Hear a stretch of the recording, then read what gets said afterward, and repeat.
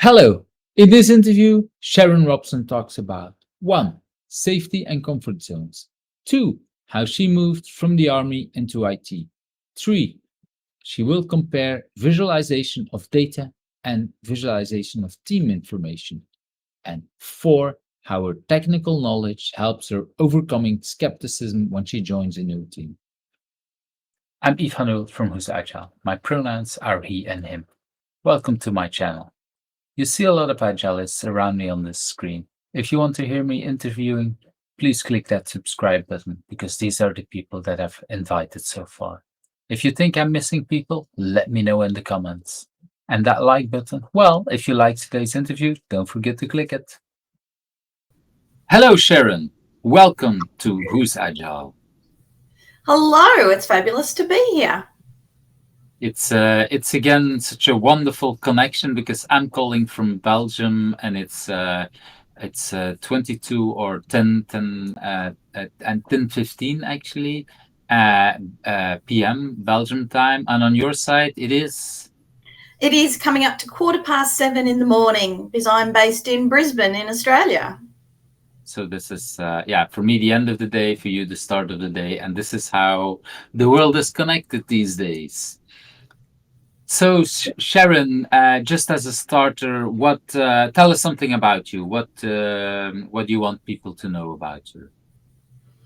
Well, so I'm an agile evangelist, I think would be a great way to put it. I spend my life talking to people about modern working practices and helping organizations figure out how do they apply these new ways of thinking, how do they mobilize their workforces, and how do they focus on delivering value for their organizations. So that's what I do. So I basically get paid to tell people my opinions, which is just great fun. To do that, I own my own company, so I've done that for the past 3 years, a small consultancy, very boutique, but I'm lucky enough that I get to work with some of the largest companies in Australia. I specialise on how do you apply agility and modern working practices in highly regulated environments. So I work with organisations that are working in financial, insurance, health, all those areas that are tightly regulated, and how do they actually navigate agility, regulation, audit, compliance is where my sort of sweet spot seems to be at the moment. Interesting. I just had a workshop today where we talked with people from legal and multiple different kind of departments with different kind of names for legal kind of stuff, but it was interesting. So it's for me this is then the next part of my day is now talking to someone who's been all the time surrounded in this kind of environment. So that's interesting. And I like the way you phrase it. You're getting paid to tell people your opinion, which is a nice way to get paid in a sense, if you like talking, of course. Okay, let's jump right into that first question. What is something that people usually don't know about you, but has influenced you in who you are? That's a great question, and I thought about it, and I think the thing that people don't realise, I'm very shy. I don't come across as shy, and I spend my whole life talking to people and injecting myself into work environments and workshops and collaborative situations where actually I'm always pushing myself to the edge of my comfort zone. And I think that I do that deliberately because that's where magic happens. Magic happens when you're outside of your comfort zone. And I know for myself that if I want to be improving and getting better at anything, I need to push myself. So this is the one way that I sort of keep myself on my toes. But people are usually very surprised when they hear that I'm quite a shy person, quite deeply introverted, because it's not what people see. Okay, because for me, shy and introvert are not the same. There's similar, and there's definitely a lot of people who have one who have the other, but not always. But indeed, we haven't met so many times, but even just in the introduction, I would not have guessed as putting you on the shy or introvert side. This is yeah. So that's something I've learned. I recognize though a lot of the things that you say, because if you ask the people with who I would be going back to college, or even before, a lot of people would have called me shy and an introvert, and even myself as well included. Um, Actually, if I go back to the same situations, I see that I'm back that introvert, really acting as an introvert. It's taking me a lot of energy talking to people. Where in let's put it, the agile space, I get actually a lot of energy for talking to people. I'm not sure if that's something you recognize. Yeah, and I think that's why when I started to work in agility, oh gosh, a long time ago, it was one of the things that really resonated with me, in that here's a way of working, tools and techniques that allow me to really engage with my teammates in a way that I am safe and comfortable and able to contribute without having to feel like I'm really outside of my comfort zone. So I think it provides that safety construct that allows maximum engagement. And that's probably why it resonated so strongly with me, and I wanted to share it with others. Yeah, it's well, psychological safety is definitely something that we care a lot about in the agile world. I would say we may be talking more about it now than we did 10 years ago, but I think it was always an important part. But like you say, it's outside of our comfort zone, but still inside a safe zone. And yeah, that's I like the way you phrase it, because it makes me think about these different concepts that are there. And yeah, and for some of us, well, depending on how we are, safety zone, safe zone, comfort zone, they might be mixed. One might be bigger or smaller, depending on, yeah, what are our experiences earlier in life. uh and but Yeah. what I'm hearing is that for you, your comfort zone is still outside your comfort zone, is still in the safe zone. That's what I'm hearing. Very much. And I'd love to think that I'm a lifelong learner. I'm sort of looking at your bookshelf in the background there with a little bit of envy, because I love reading, I love learning, I love drawing experiences and knowledge from outside of my normal domain and trying to think about how to apply them inside my domain. So I'm lucky, I think. I'm a very curious person as well. I spend a lot of time thinking about how things work and why do they work the way that they do, and then try to apply that, which is also something I enjoy. And when you talk about, for example, you say I try to get out of my comfort zone and working with other people, so you learn from things. Is this a different way of learning from the books? For example, you say I like reading, but is this another step for you, another way of learning from other people? Is that part of why you do this, or not? 100%. 100%. So, one of the things that I just love about working with people, and when you create the safe container for them to work, they bring their whole selves to work. Everyone has history, everyone has family, everyone has experience. And when you actually start to engage at a personal level, and you can explore those experiences, you can actually start to build really strong relationships between what people know heuristically, and then apply that in the domain that they're working on, so they can bring their whole selves to work. I find that fascinating. So I always like to talk to people about their history, their background, their experiences.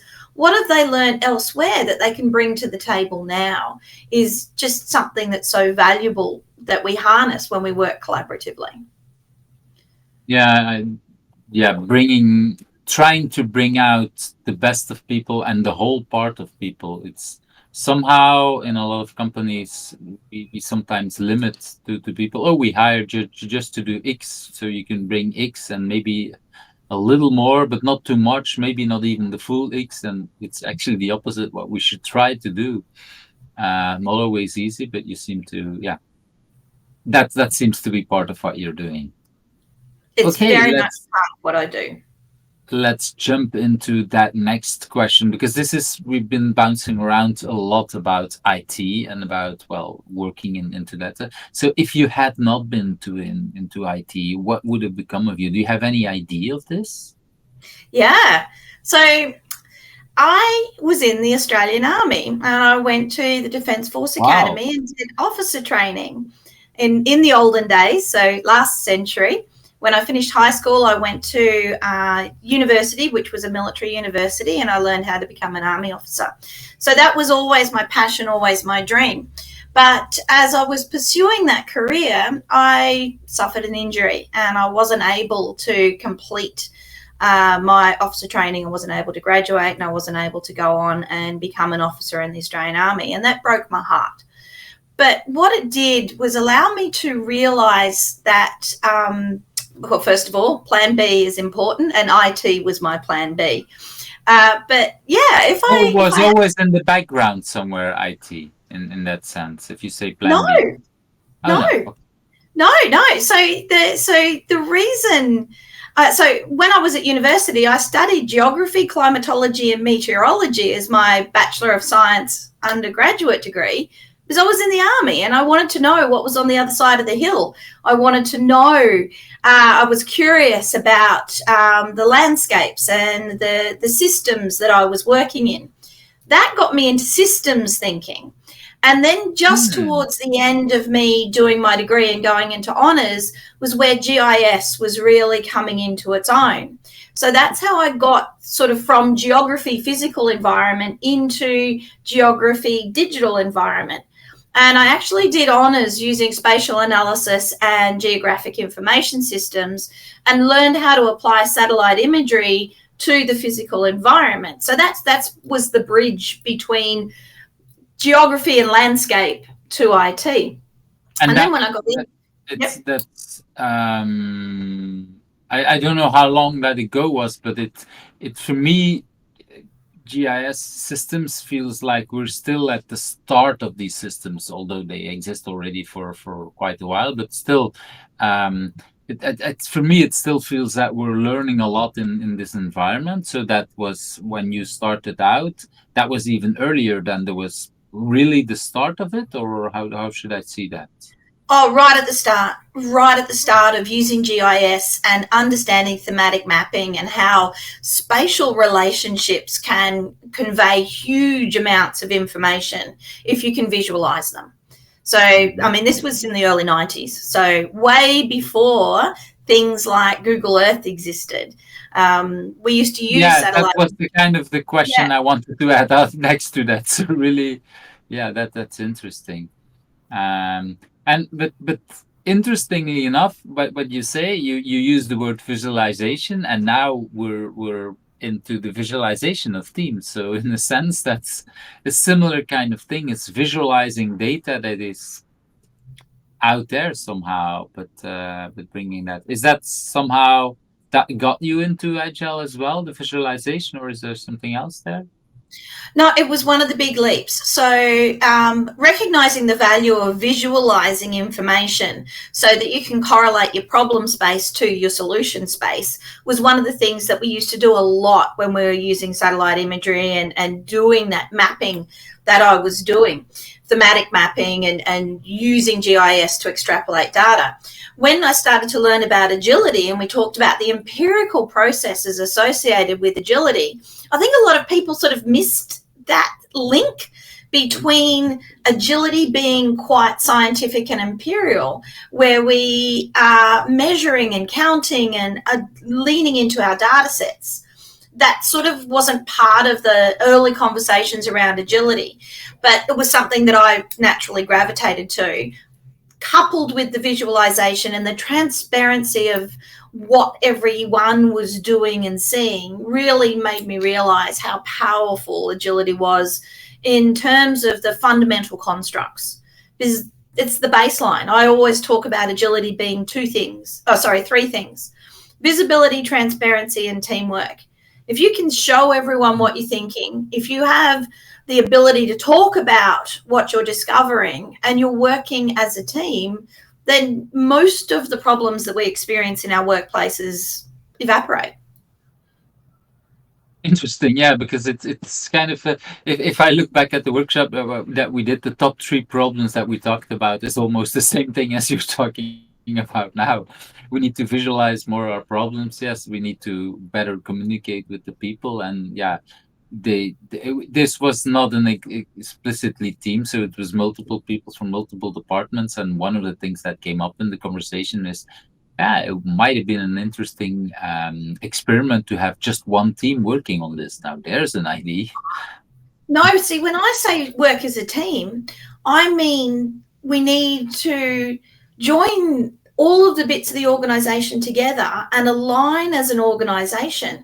So part of the teamwork mindset that I talk about with the organizations that I work with is I want team members to be looking up and outside of their team to look for the value stream, to look for the Hmm. adjacencies so that they can actually look to share what they're learning with their adjacent teams. You know, where does work come from? Where does work go to?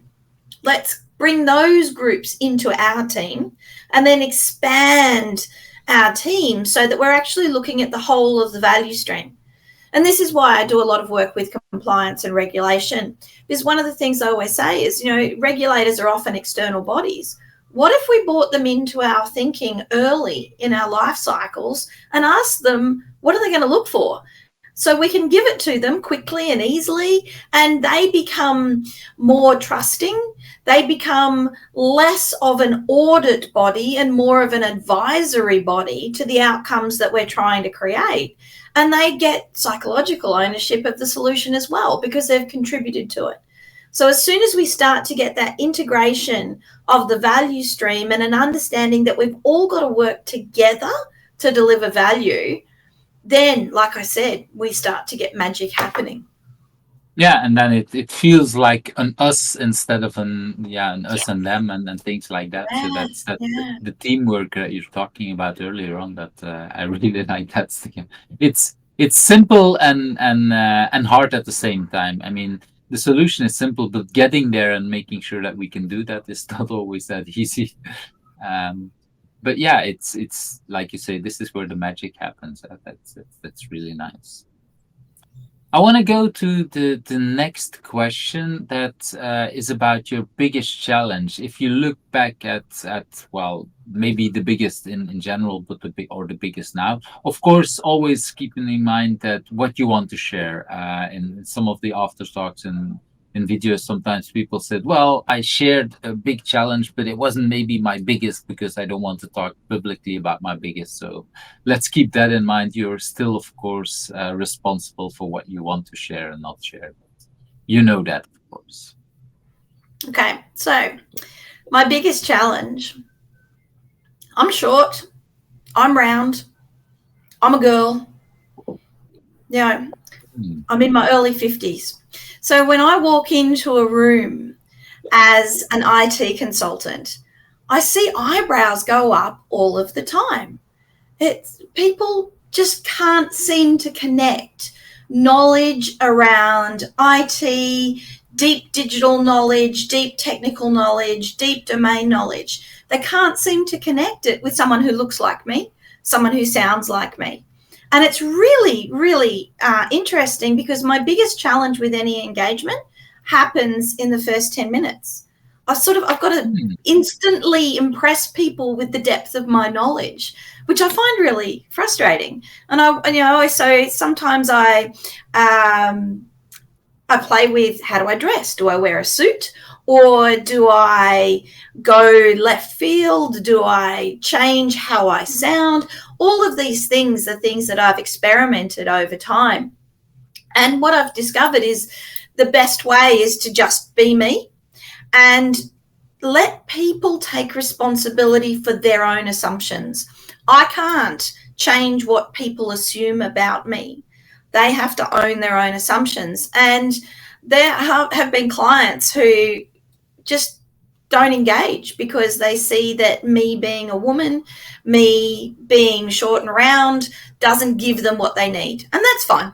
If that's their choice, that's fine. When I do engage, though, people really start to understand the depth of knowledge and experience that I have.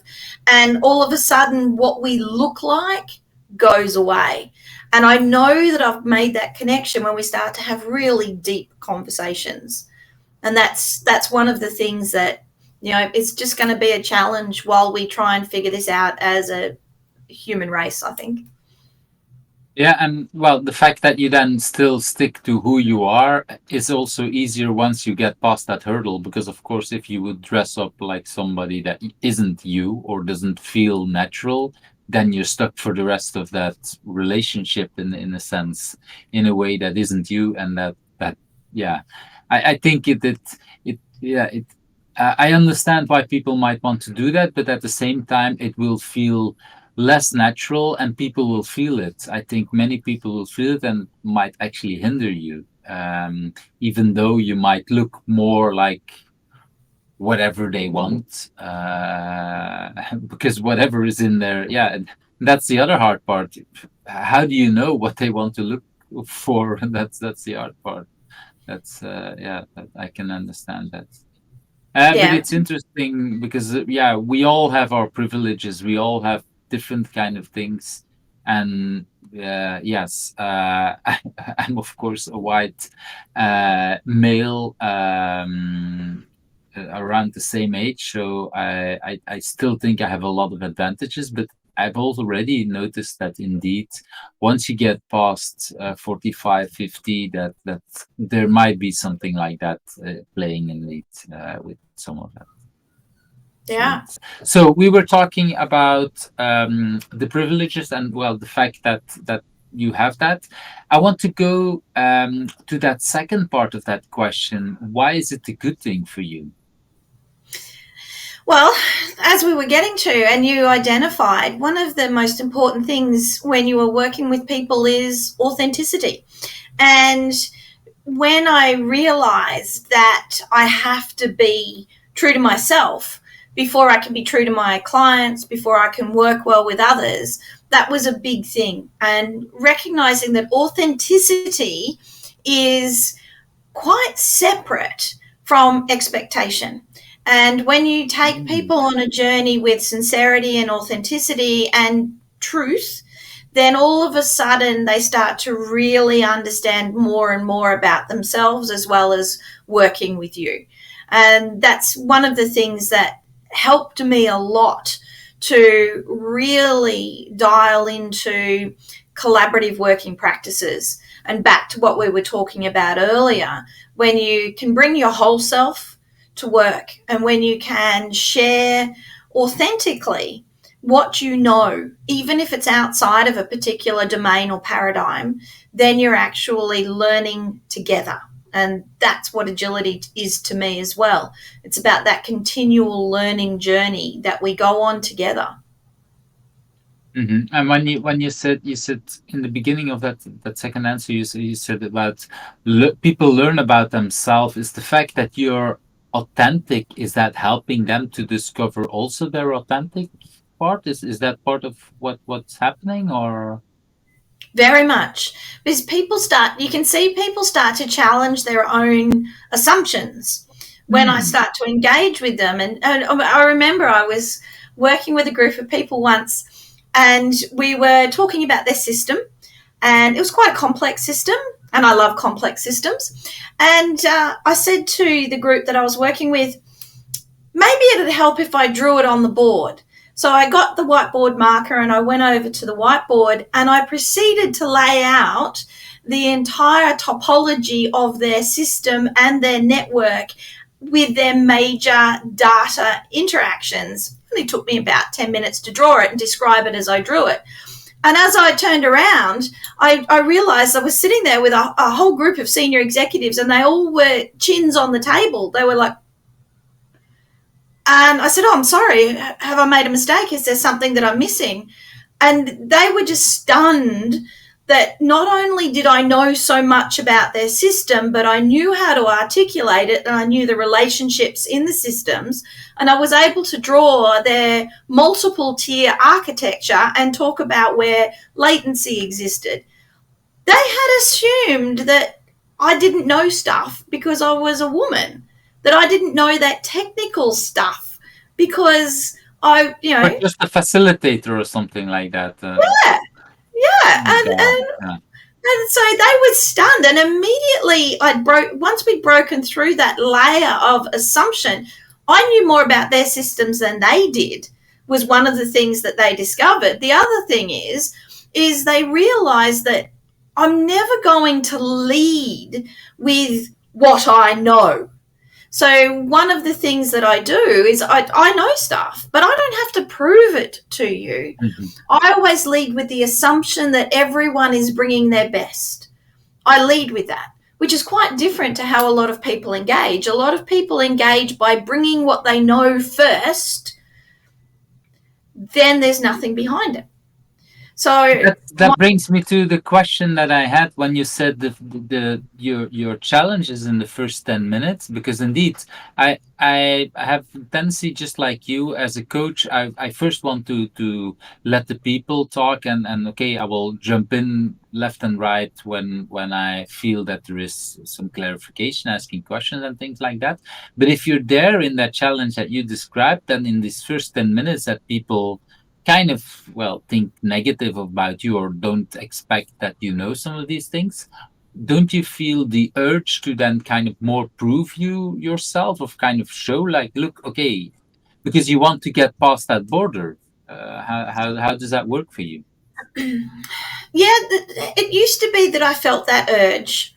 Hmm. I used to feel like I needed to prove that I was entitled to be at the table. But now I don't.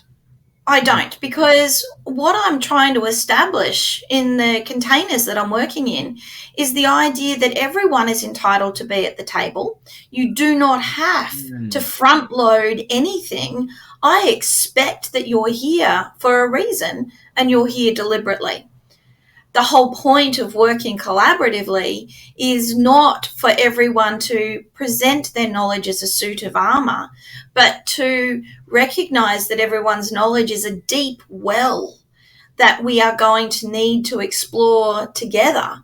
I don't want someone who comes at me with like a trailer or, here's the ad of Sharon, here's the advertisement that, sucks you in. I want you to engage with me at a multiply deep level. If I front load and I tell you what I think you want to know in advance, then I'm making assumptions about you. I am assuming that you have biases that may not be true. So I don't want to make those assumptions because I don't know what you're assuming. I want you to tell me what you're assuming so that we can come at it together.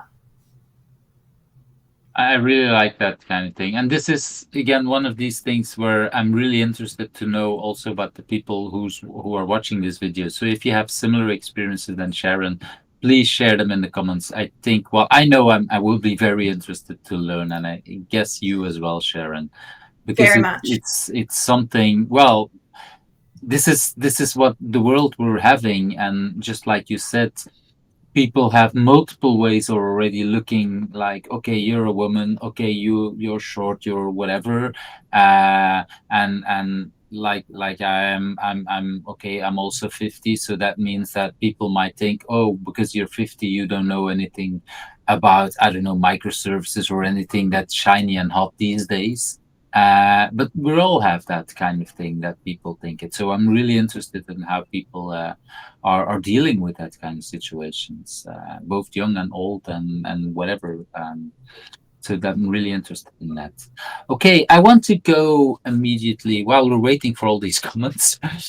Let's go to that next question. Is that what drives you? Because when talking to you, and I have that feeling that almost the same thing with everybody I'm talking about, that people are really passionate when we connect. There's a lot of energy. I feel the same thing with you. Do you have any idea where your drive, your passion is coming from?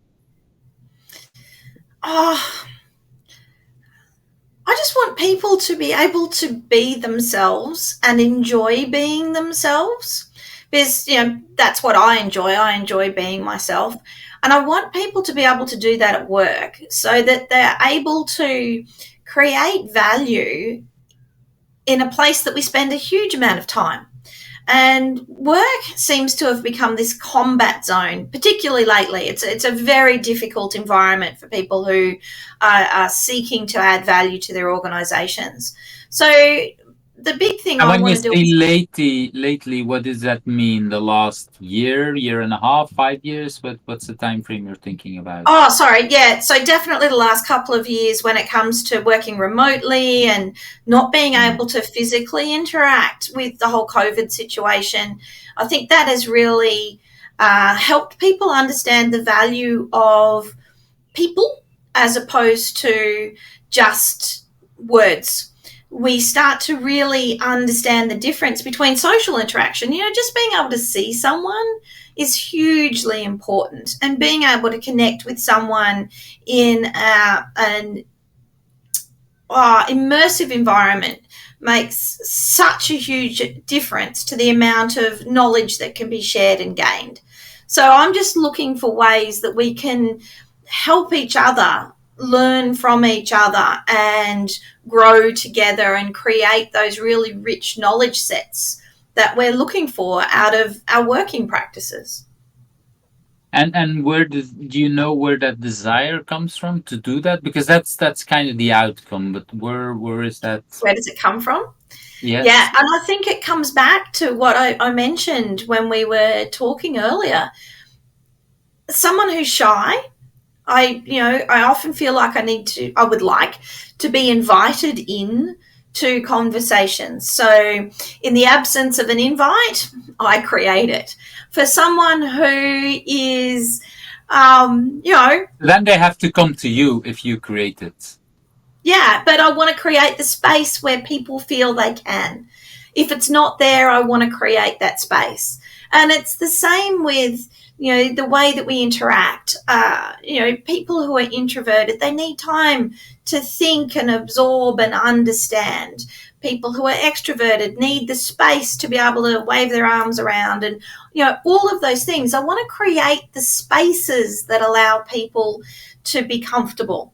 Probably because I feel uncomfortable most of the time. I want people to feel like they can relax into their selves so that they can bring all of what they have. And I'm not sure if that's there, and we don't need to go there, but it also feels somehow like in earlier parts of your life there was definitely that you were not invited or that you didn't feel comfortable in other things. That's something that's below there. Yeah. Absolutely. Yeah, and but it's both sad and glad. I mean, sad in the sense that yes, it's never nice, but it's good that you learned from it or that you were able to then say, okay, now I'll learn from it and I'll make sure that I make space, and not just for the introverted people, because I really like the fact that you say, okay, these introverted people, they need that, and you know that very well because you're part of them. And the extroverted people, well, you've been around them like we all been around them, so you kind of know what they want or how they radiate what they want. So that, yeah, you still want to have a space where both of them feel at ease. That's what I'm hearing. So Very much. that's very nice, because indeed that's well, we all have things that happened in our past, and it's nice if we can go past it and bring then something to bring it for the rest of the world, in a sense. You seem to be doing that very nicely, so thank you for sharing, because I think it's important to realize that, and that kind of part. So that brings me kind of also automatically to that next question.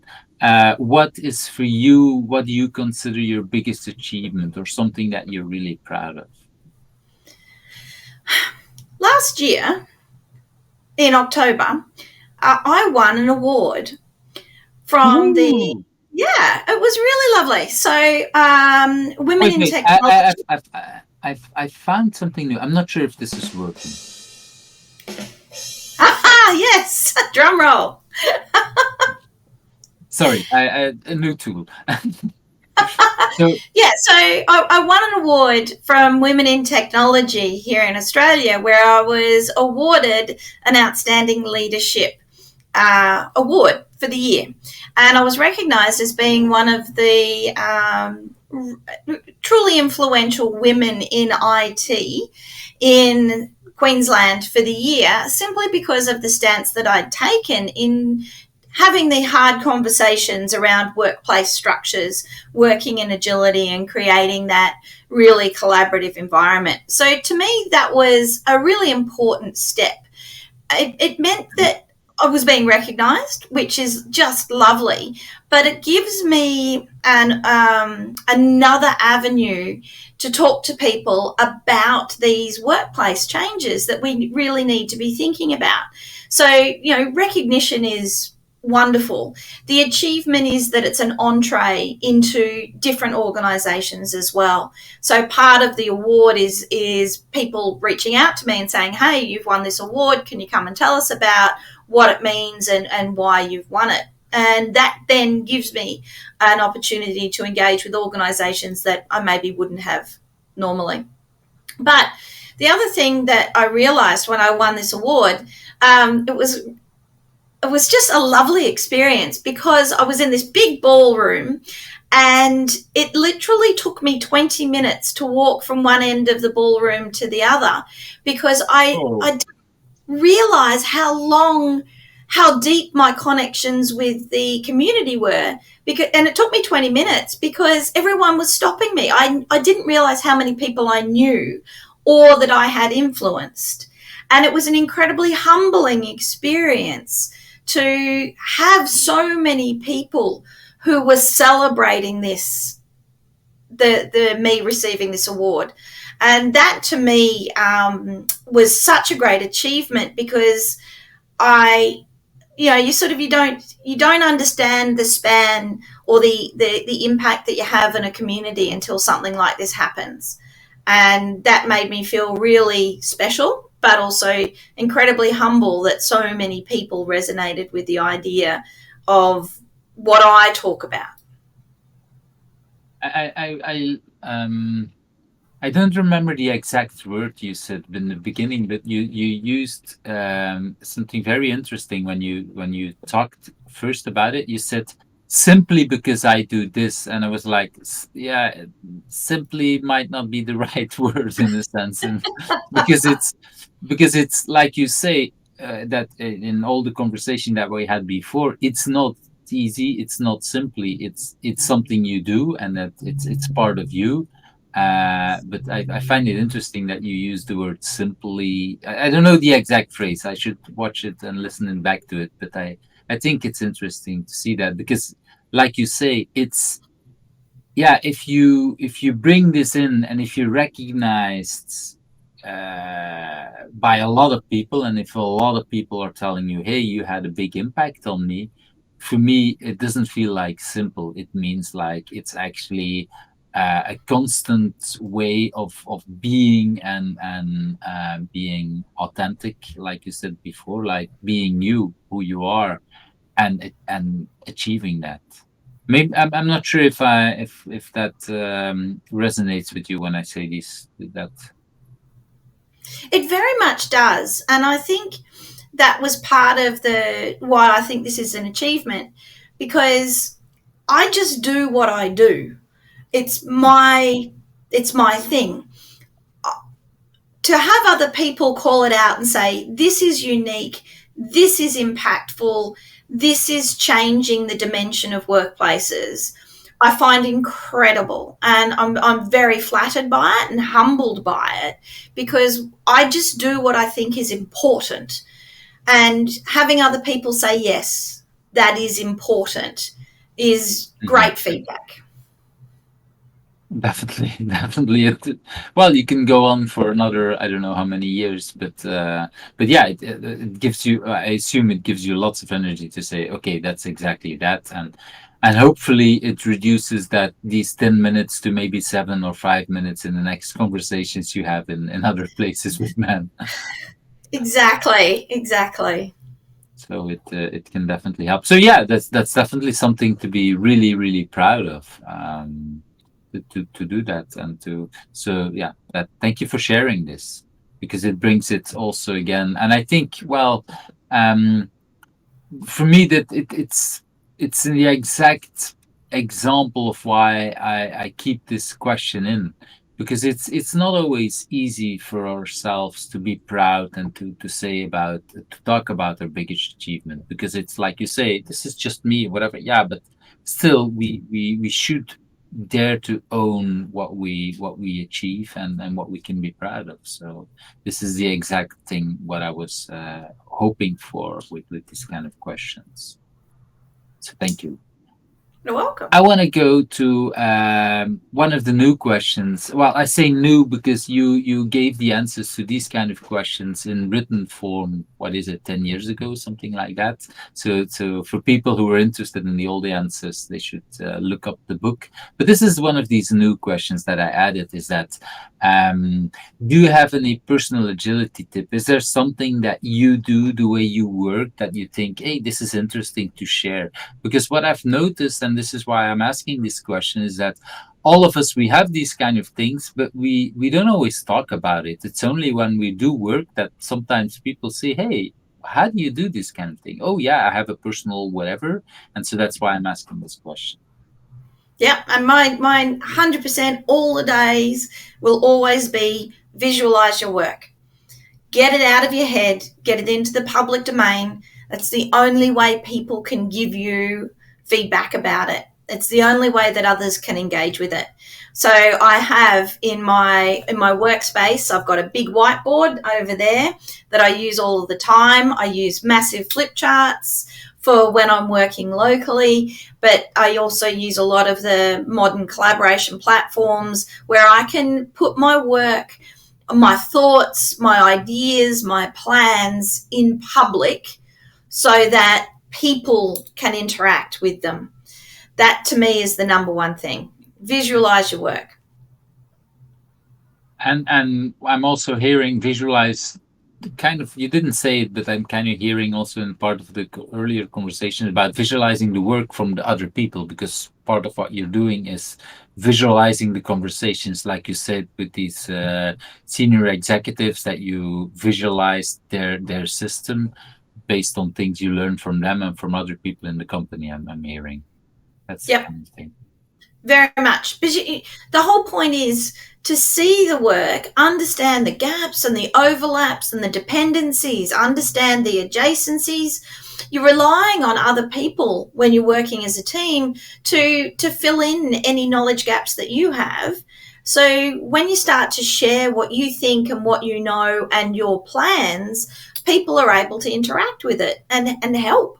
And same with you with their work. Once we start to see the collective whole of what we are expecting to do or achieve or deliver, then we can also start to become mutually supportive around what's missing. What have we forgotten? What are we assuming? What are the overlaps? What are the gaps? That just helps create this positive working environment rather than this one that's defensive and protected and hidden and withdrawn. If we actually share what we're thinking, then people can engage with it. And do you have any tips and tricks on how you do that? Because a lot of us, well, I think most of us, we talk a lot about visualization, but we might also have different ways of doing it. Is there something that you say, oh, when I start with visualization, I work with this, or something else that you, a tip there that you have? Yeah. Use post-it notes or sticky notes, either digitally or physically, because the intangible nature of the data on a sticky note means that you're not married to it. You don't get defensive about it because it's just a sticky note. So whether you're Hmm. using a digital sticky note or a physical sticky note, the emotions attached to the knowledge are less. It's a sticky note. We can throw it away. We can move it around. But because you have de-emoted the attachment to the information, it means that you can do things with it. you don't have to protect it. You can actually use it, and you can move it, and you can apply it, and you can draw relationships and all of those things that we need to do with information. So yeah, definitely use a low fidelity, low ownership media. And that means that you're going to be less reactive to anything that happens with the information. I like that, because indeed, yeah, in one of the earlier videos that or interviews that we did with Rebecca, she also talked about a workshop where people created some very nice looking output. So they print in a workshop, they created something, and a kind of model, I think it was from the software, and then one of the teams printed it out, and it looked so nicely that people kind of took too much attachment to it. It felt like this is the best, where actually what she said is that it wasn't the best one. It just looked the best one because it was slicky and it was printed. And the others were, I don't know, she didn't talk much more about the others, but it was probably just like you say, on Post-its and maybe badly written, but maybe the design was better. And when we have Post-it, we dare to move it around. There's not really something like it's mine, or yeah, it's there is something tangible about having Post-its being not perfect that actually makes it perfect or makes it better, bringing value. So thank you for sharing, because that's 100%. Lo-fi, as long as you can. Stay lo-fi until you need to go hi-fi. That's and I think that's big part of what we do physically over remote, is that remote, somehow some of these tools want to look too nicely and whatever, and then all of a sudden it's like, wait a minute. And like you say, if it's lo-fi, then for example, I'm a big fan of Trello. When they started out, I was just it's probably the most basic board that existed when it started out. There's a lot more options now, but in the beginning it was just Post-its and columns, and that was about it. And that was actually a lot better than some of the high complicated whatever tools that you had for that low tech that you're talking about. That's it's good to see these kind of things. Thank you for sharing, because we sometimes seem to forget. Well, we're in IT, so in IT, all these IT people, we kind of give too much value to something that is created on the computer somehow, Yes. and then we make complicated high technology stuff. So, well, there is a lot of value in low tech. That's what I'm hearing you tell. That's really valuable. Um, okay, and that kind of automatically brings us to that next tip about remote learning. All of us, we have been to, like you said earlier on in the pandemic, we have been forced to work remotely. I don't know if you worked already somehow remotely before, but is there anything that you've learned about remote working, that tip that you can share with everybody who's here? Oh my word, so many things. I think it's just been an enormous case study on engagement and the value of engagement. So when we first started and the world went suddenly remote and our technology teams went instantly remote, there was a bit of a learning journey that we all had to go on about how do we engage even if we are physically separate. And one of the things that I talk to the teams about is that you can be physically co-located but mentally separate. So the physical distance between you is nothing. As long as you are mentally engaged, it really doesn't matter physically where you are. And I think I'm lucky because over the years, I've actually worked in a lot of very, very remote teams, geographically dispersed, global teams, even before the pandemic. And I think that the big learning was the value of interaction, because there was a lot of people who adopted very isolated working practices when the pandemic first started, and everyone went back to their homes and they stayed at home and they worked at home, and they didn't turn their cameras on, and they just, when they had a meeting, they sort of dialed in, spoke their 3 words, and then left. I've seen over the past 2 years more and more people who are actually seeking engagement, even though we're still working remotely. They're turning their cameras on, they're having deeper conversations, we're using the collaborative platforms so much more now, where people are sharing their knowledge on a digital platform, but they're working together as opposed to the isolation. So I think the whole remote working has really emphasized the value of teamwork. People are learning they can't do it themselves. They need to have interaction with others, to share knowledge, to share ideas, and to grow the best outcome for the organization. Working remotely means that we actually need to deliberately engage.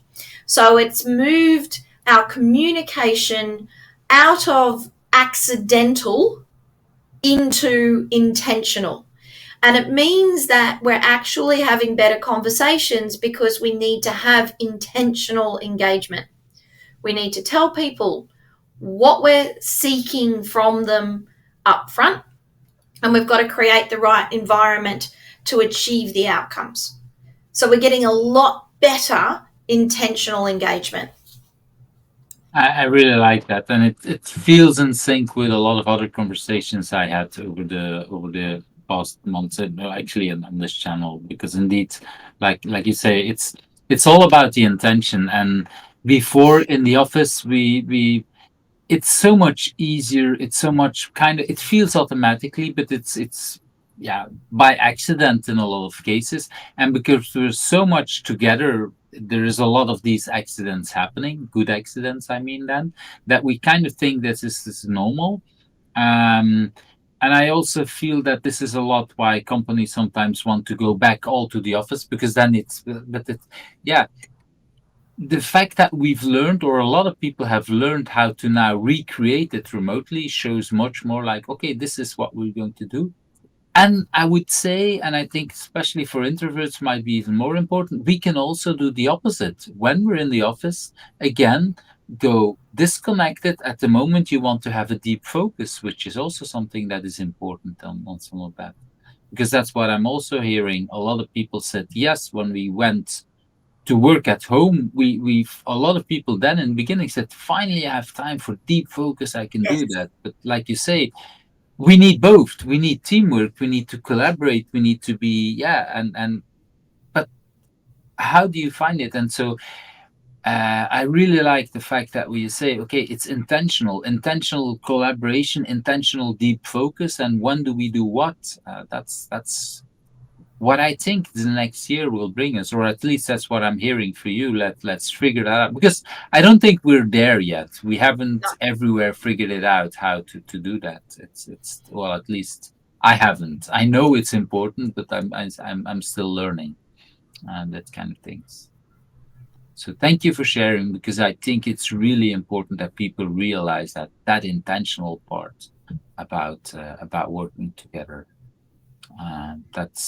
That is, and like you say, well, the connections, we're so much time zones away. We I feel very connected here in this conversation. And yes, it would have been in some ways easier if we would have been together, but then it would be much more complex to record it. So yeah, the conversation might be easier, but the other part might be harder.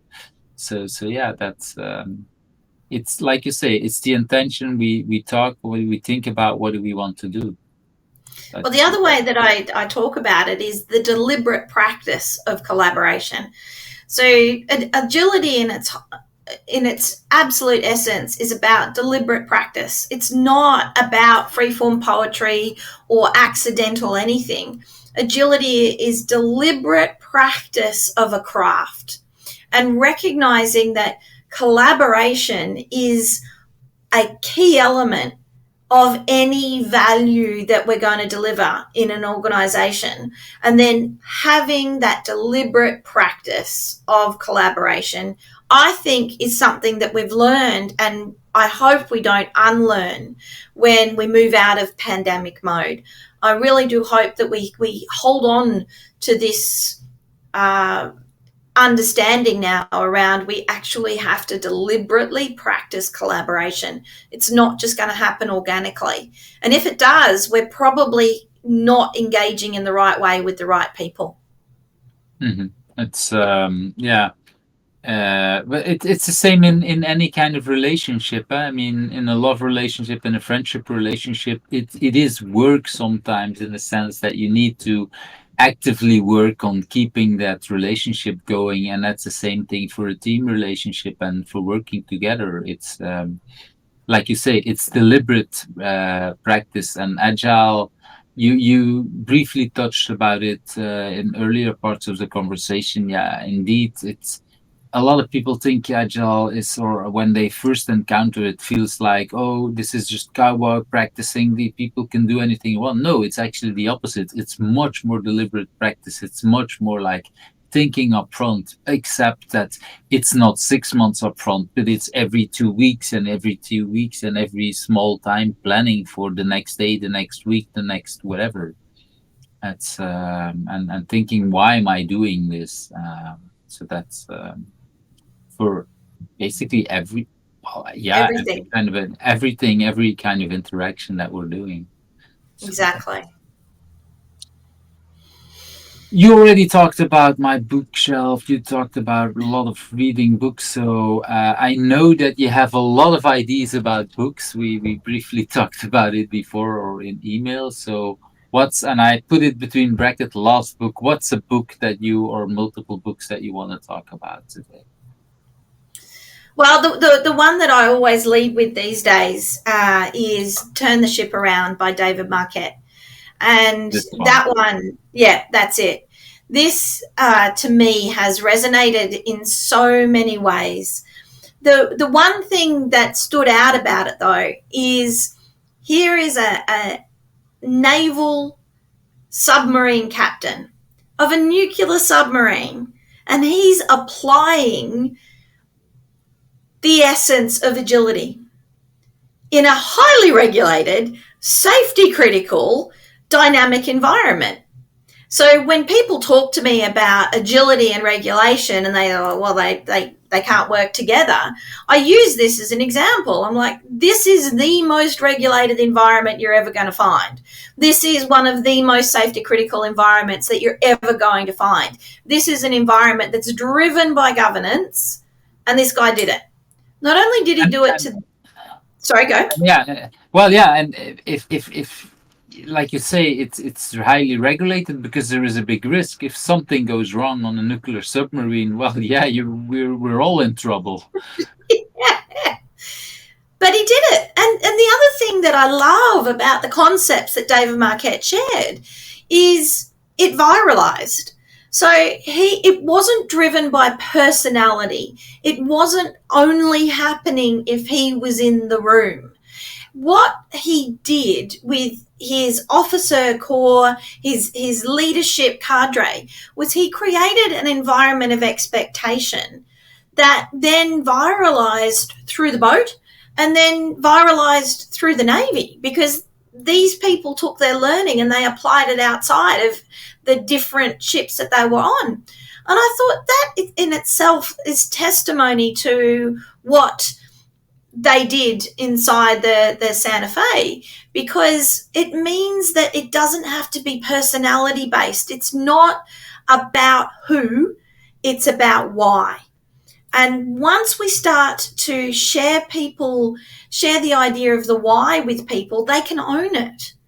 They can actually say, you know what, yeah, now I'm engaged. David Marquette talks about psychological ownership and the fact that you actually need 136 captains on the boat. You need it because everyone has to make decisions. To me, that's the essence of agility. Everyone needs to be making these decisions. For the people who haven't heard about the book, the three people left on this planet, I would say, this is about him joining a submarine, being trained for another submarine. So basically, he used to be a person who totally did it the opposite. Like, I'm completely in control because I'm the person who knows most about the boat. And all of a sudden, he has to join in another submarine, which was at that time the worst, or I don't know if it's the worst, but one of the worst ships, and he turned it around. And this is the story about how he turned it around to one of the best boats in the place. And basically, from what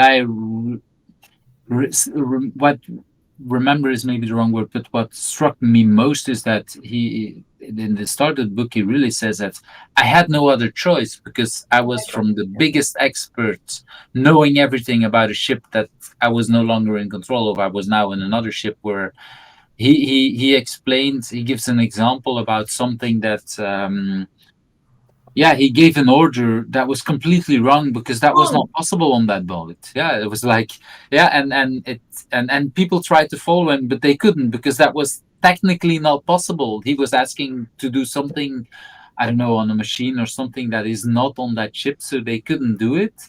And that's when he realized, like, okay, everything I learned so far is not going to work on this ship. but And what a great example of adaptive leadership. yeah, Instead of holding on to his ego and saying I must be right and potentially killing everyone, he said, "You know what? I'm not the rightest person in the room. It's my job to make decisions, but you need to give me the information." And I think that was really powerful in the way that he shared that. And he said, "You know what? I cannot give you an order, but I can tell you what I'm thinking when you talk to me." So he was open to sharing his knowledge, his decision making process, so that everyone was empowered and enabled to make decisions. It and to was learn just from brilliant. this, yes, exactly. And telling okay, because indeed I think that's in this book that he talks about it. If at night I'm sleeping, I still want you to take some of these decisions. And if it can help me to have a better night's sleep, well, okay, because there is a part of the story in there that if you think it's okay to let me sleep, let me sleep. If it's needed, I'll be there because it's my role. But that, yeah, it's and it's a lot. Well, for me, it's the right. The book is already out for quite a while, but it was the right thing that to have it already very popular just before the COVID crisis, because that was a lot. None of us were, well, most of us were not ready for the remote work, and whatever we had from skills, we were not ready. Like you say, we need to collaborate in that kind of things. Well, that's the other thing that I love in the messaging that David Marquette shares. He says you can do it instantly. And I work with a lot of organizations who tell me that cultural change takes years. And I am an outlier in the community because I say, no, it doesn't. You can make a cultural change instantly. You just have to decide to do it. You just have to decide what And is COVID appropriate. showed us. COVID showed us that Exactly. we did exactly around the world. I have a very hard conversation with a person on Wednesday, Tuesday or Wednesday. I don't remember anymore about remote work, and it will never happen in this company, whatever. And on Thursday evening, the Belgian government decided now we're all working remote. And on Friday, well, they had to do it. Where on Friday, on Wednesday was like, no way we're ever going to do it. And I didn't even And have now to we're bring it two up years because she made in. her mind. It's yeah, we're 2 years in, we're all doing it, and still a lot to learn. And that the other example I like to give, where because I kind of support you, it's not easy to do that culture shift, but it's very easy if you want to make a culture worse. To make a Very. culture worse is very easy. And It's just quick. ask people, how easy could you make the culture worse? We all know many ideas on how we can make the culture worse. Well, if you can instantly make a culture worse, it is possible to also make it better. It won't be that easy and whatever, but like you say, you need to take that decision. So tell me a little more about that decision, about that part. How do you trigger that into people, and how do you help them to go to that? Well, I think the example that you shared around COVID it's a classic example. The decision is about changing your mindset. You know, when you decide to do something, there's like a trigger in your brain, it clicks into place, and there you go. This is the direction that you're going now. People are afraid of making the decision in case they're wrong. What we found with COVID is you had no choice. The decision was actually made for you. And then all of these clicks in people's brains started to happen, and they're like, well, I've got no choice. I have to do it. I'll just get on with it. If we could own that decision and make the choice deliberately, it just makes the world easier. But what we wait for, and what a lot of organizations wait for, is they wait to be backed into a corner until they have no choice, which is abdicating the decision. So, from a cultural position, if you actually make the decision before you're backed into a corner, make the decision to create a better workplace, make the decision to be engaged, make the decision to shift from management to leadership, make the decision to distribute your decision-making forums. If you make those decisions deliberately, the world just gets better. But you But have more people, options, because if you exactly, do it, you do it at your moment, at your time, instead of, like you say, when you're backed in the corner, you probably only have like one or two options left. If you deliberately take it, you might have four or five or 10 or whatever, but that's and you can take, yeah, the companies that went remotely. I know a company that went remotely, very small company, but they went remotely before COVID really went really big in the early January, February. I don't know. They were like, yeah, I'm not sure how this is going to pan out, but we already wanted to play with remote work. Why don't we try it at this moment? And so by the time it was needed, they were much they more were ready, ready. Yeah. and that helps. And of course, there's a lot of other companies that have been remote way beyond that and way before that. Or even better. Okay, we're already far into that and still have a lot of questions, but I know you want to bring out a few more books. So let's bring out one more. Let's bring out one more because I really like what you say about the books. Which one you want to talk some more about? Oh, what is on your list? I've forgotten because I read so many. What did I say to Let's you? well, I'll going to bring one that is maybe a little less popular. That I don't have many people talking about. That's one that you talked about as well. Yes, Still Like an Artist. Oh, this is just an incredibly powerful work. And the reason that I love it is because it is de-emoting creativity. And it's getting people, and the whole point of the book is to look around, be intent, be attentive, and look for the essence of what you're seeing. So I really like the messaging in the book is, don't just look at the front layer of what's happening, look underneath, look behind, and see what you can borrow from what you've been presented with. And the journey through the book is understanding that most artists start off being derivative from a school and then they become creative. And I think this is something that's really important in our modern world where so many people are focusing on innovation, innovate, innovate, innovate, innovate, where they forget to innovate, you actually have to derive from someone and then build on a thing. What a lot of organizations tend to want to do is just create the newness from nothing. So, being engaged with your environment, looking beyond the surface layer, and using triggers from other parts of a domain or from your context to help you create the new thing, I think is the key messaging that I took away from this book. Absolutely Yeah, loved it. I like. Well, I haven't read that book, but I have his next book. I Yeah. can show you work. Yeah. But it's what I like about what you just said is that when I was, oh, I don't know, I think I was either like 4 or 5 years old. I had a boy in my classroom that was really, yeah, we had to make my brother was born and the whole class was made asked to create drawings, and this boy, what he drew was like everybody recognizes, like, wow, this is going to be an artist. And of course, if I look back at these pictures now, we were like 4 or 5, so it's not like this is extremely whatever, but it was better than everything else at that time.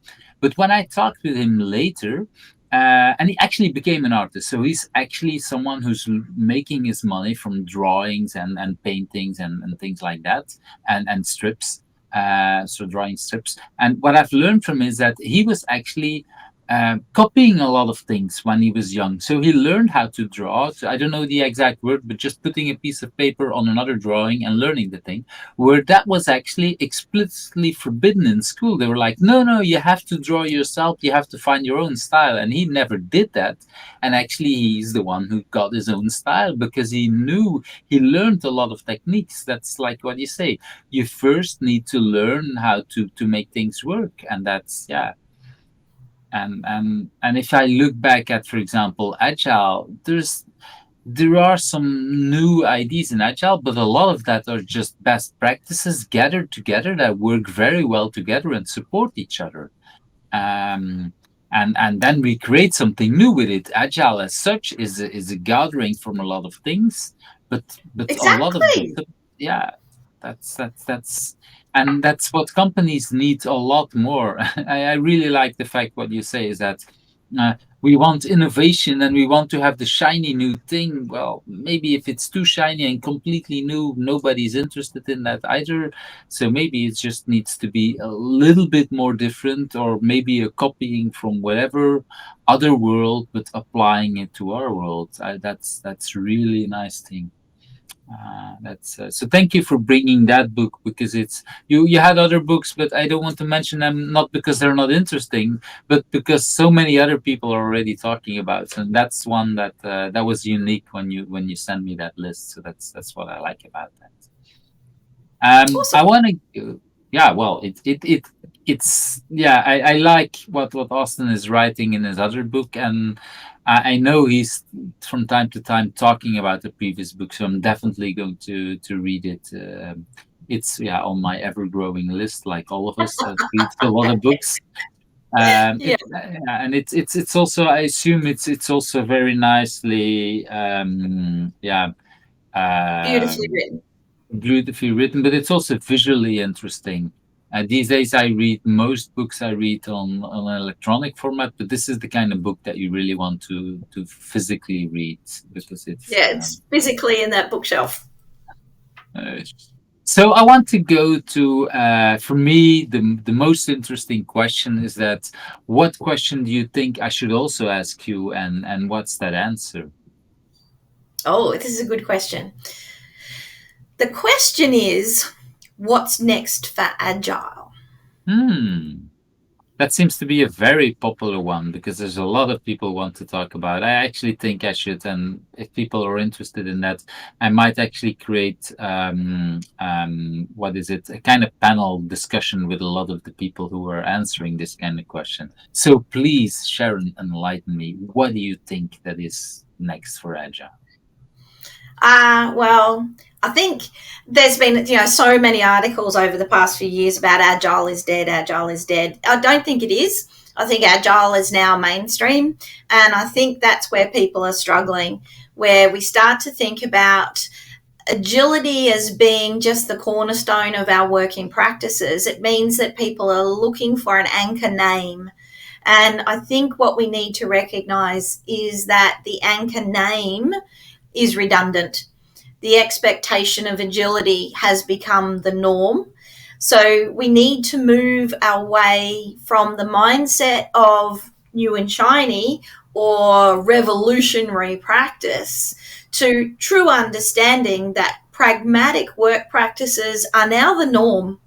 This is not new. This is not shiny. This is proven. This just works. But the best thing about anymore. It's not extreme. But the best thing about it is a bit like we were just talking about with the Still Like an Artist. Agility is constantly growing. That's the whole point. It's constantly changing, and there is no one true way.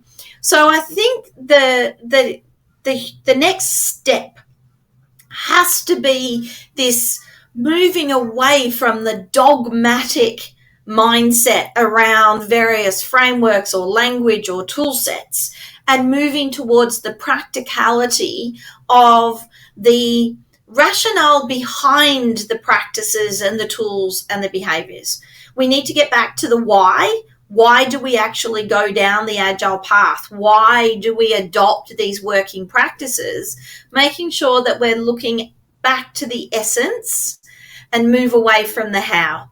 The how is where we get that dogmatic reference to particular frameworks or particular language or particular constructs. But recognize each of the frameworks has pros and cons. Each of the language sets are about conveying information. And if we're able to de-emote and focus on the practicality, we'll just be enhancing our own working environment so much more. That's what I think is next. It feels a lot like people and interactions over processes and tools, and it feels like the last somehow years there's for me the interesting part in that sentence is that we don't value and in a sense when we started out with agile we didn't value processes and tools that much, in the sense that we can just as well start with a new practice and drop it if that new practice is better. But because of that, we invented so many other practices that other people are now trying to sell, that all of a sudden we have so many practices that it looks like that's the part of it. No, it's actually, again, the people and the interactions. And depending on what you do, you borrow from Scrum, Kanban, whatever the kind of practice that is, and probably a mixture of all of these kind of things, because ideally, what is needed in the people and interactions in that particular situation. I like that. It's both the past and the future of agile, in a sense, because it was at the core of that agile when these 17 people created the manifesto, but it's somehow forgotten sometimes.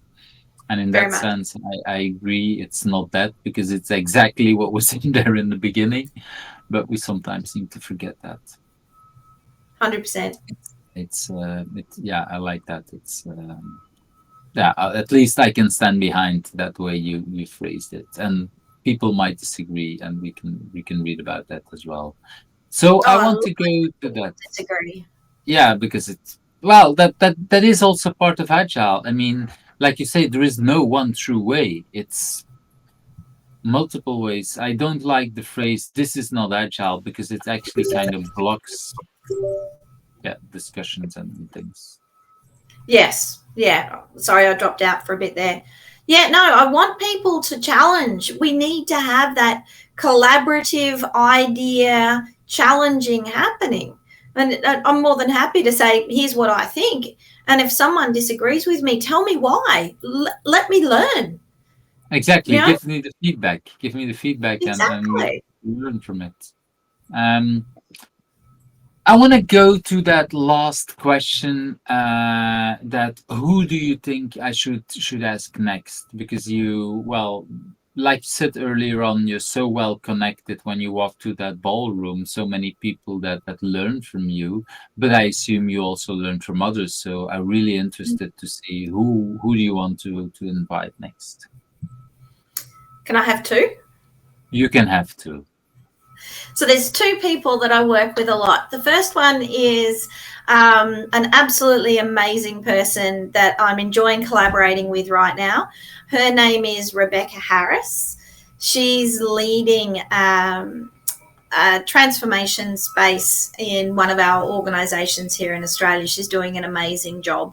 The second person that I'd like to nominate would be a guy that I've worked with for quite a few years now, and he's at the cutting edge of creating these collaborative workplaces. And he's actually working in, he was working in construction and mining Wow. domain. Yeah. So Talking about he's completely different environments. We go from 100% regulation to mining. That's interesting. fascinating. And what he's done in that space, I think, is a conversation worth having, because, engineering principles meet agility and amazing things happen. So his name is Will McNillis, and I would 100% recommend engaging with him as well. Okay, and I like again that we've both people. Sorry, it's late here. Both people I haven't heard of, or maybe I've heard of it, but then I forgot, which then I apologize for them. But it's probably just being not from Australia.